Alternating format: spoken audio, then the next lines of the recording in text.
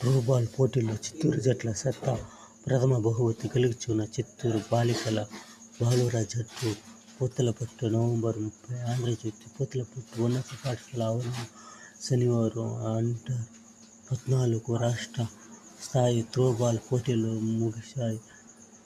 ప్రతి విద్యార్థి చదువుతో పాటు క్రీడల్లోనూ రాణించాలని తహసీల్దార్ గుర్రప్ప అన్నారు.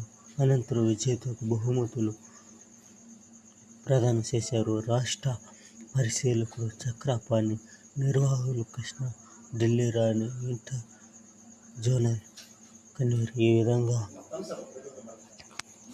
అందరూ బాలబాలికలు పోటీల్లో కూడా పాల్గొనాలి. ఈ విధంగా సత్తా చాటాలి. ఆ దేవుడు అందరికీ సంతోషం కలిగించాలి.